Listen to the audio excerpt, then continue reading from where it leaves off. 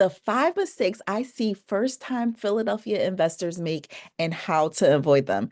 A lot of times what happens is that we are in this process and we're in this cycle. We're looking, we're saving to the Zillows, we're getting our credit together, we're even saving money, but we really overlook some of these 5 mistakes that I see, and I wanted to go over it really in detail today because a lot of times what happens is that we don't take any action because now it's like, okay, Jazz, I know that I want to go ahead and get this done, but I just have no idea. So we're going to go over that today.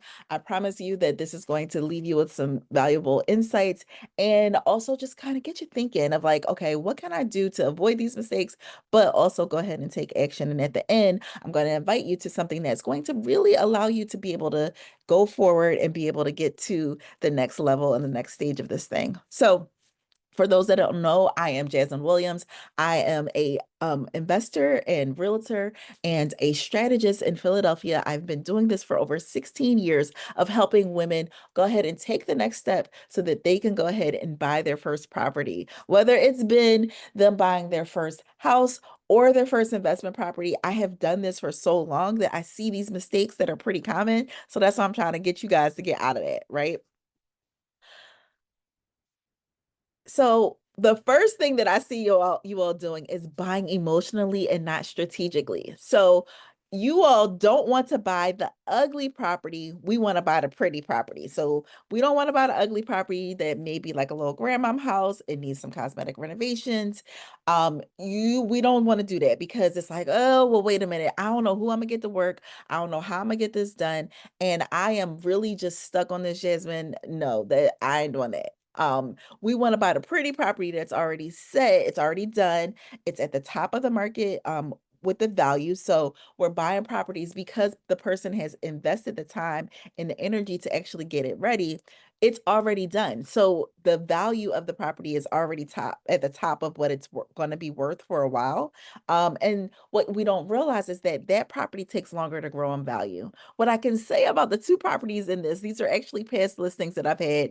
The one that has the furniture in it actually is a property of one of my investors, and it was not pretty like this. Like this is virtually staged and it is pretty now. And the tenant in there really enjoys it, but it wasn't always like that. It was actually full of dust. The paint was off. Like it was all these things that we had to fix. But when she went ahead and said, okay, Jess, I'm good with going ahead and getting my hands dirty and getting this done, life got so much better. And then this property on the side that I'm calling the ugly property, it really isn't that ugly. It really just needs some love, right? So it's a current listing. And I said to the seller, I'm like, you sure you don't want to just go ahead and do some improvements and then go ahead and put it on the market? And she said, no. I actually sold her this property years ago. And because of that, she has she's gonna walk away with about $50,000 in equity only after owning it for about 7 years and never even doing anything else to the property, right?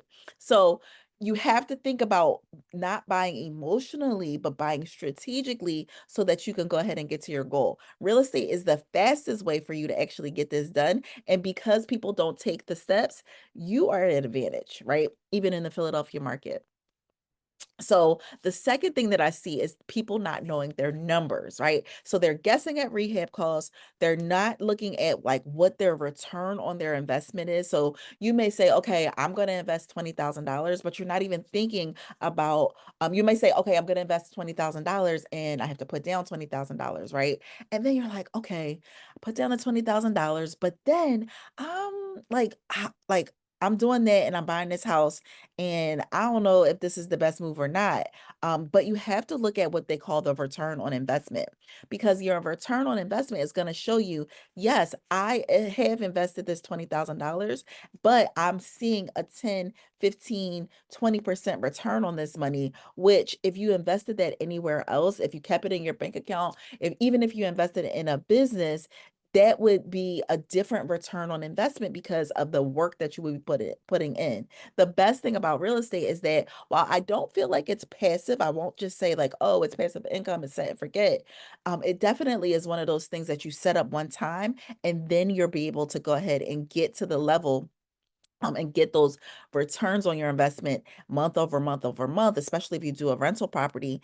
And if you don't know your numbers or what you can possibly go ahead and get after that, then you're going to be stuck and you're going to feel like, I put my money in it and I don't know how long it's going to take me to get it back, right? And you don't even think about how long it's really going to take you to get it back, because you really want to be able to roll that initial investment into the next one. But without knowing your numbers, you can't do that. So a lot of what I tell people and a lot of what I tell the women that I help invest in real estate is that don't just look at that first number, right? That investment is going to be something that is ancillary to the other things that you have to do when it comes to investing in real estate.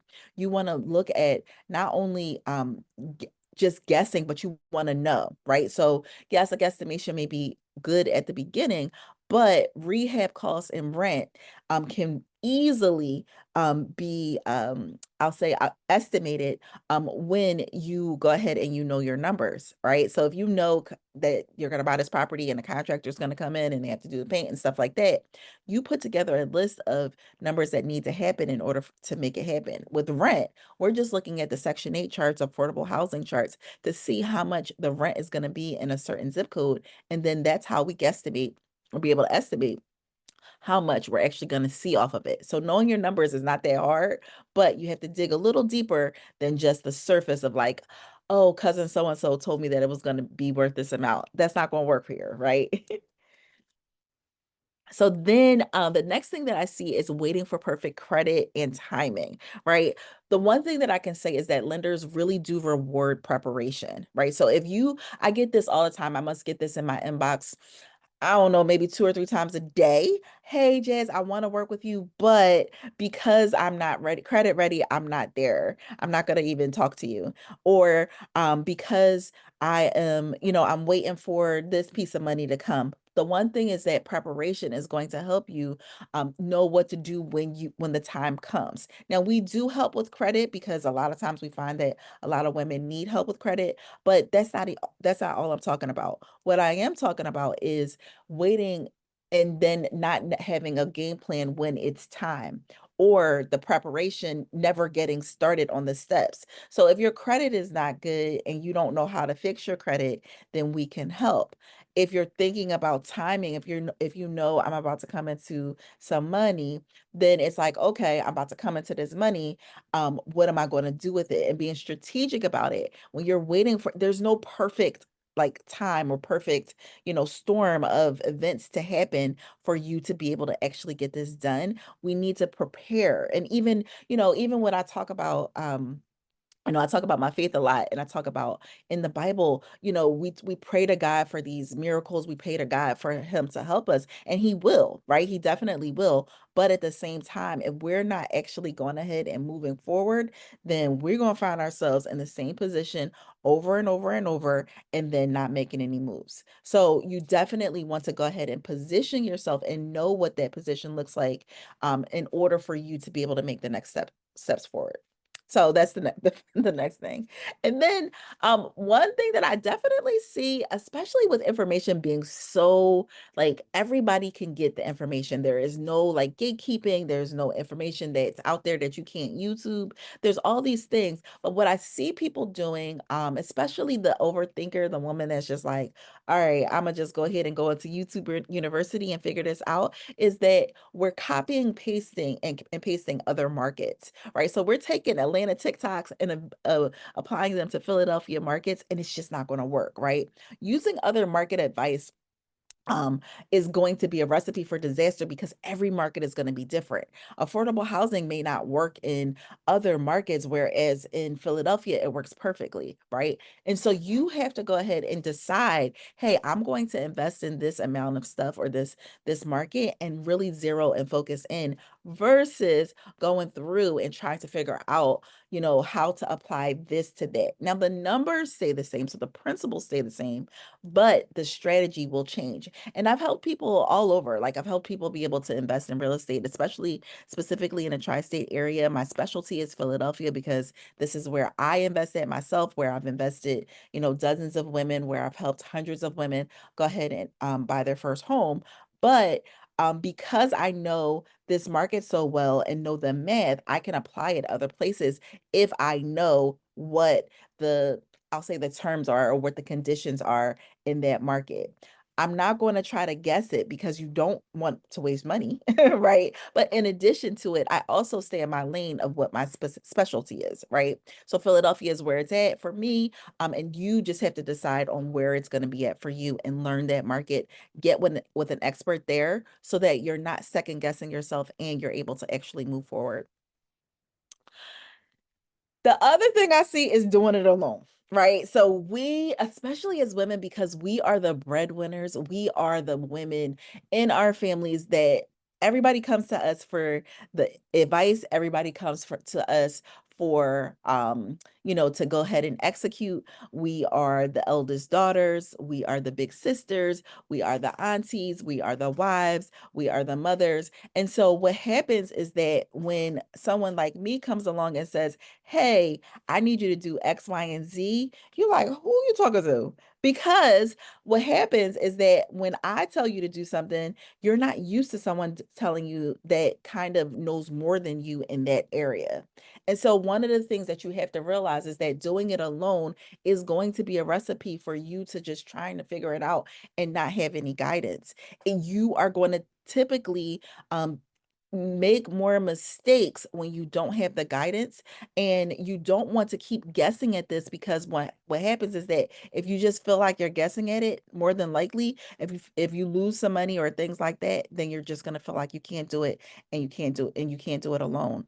I'm not saying that you can't do it alone. When I first started real estate, I didn't have a mentor. I had friends that were investing in real estate and they were giving me bits and pieces here and there, but a lot of it I had to figure out on my own. Now, I had been in a realtor for 6 years, so I did know how to analyze properties and make sure that things work.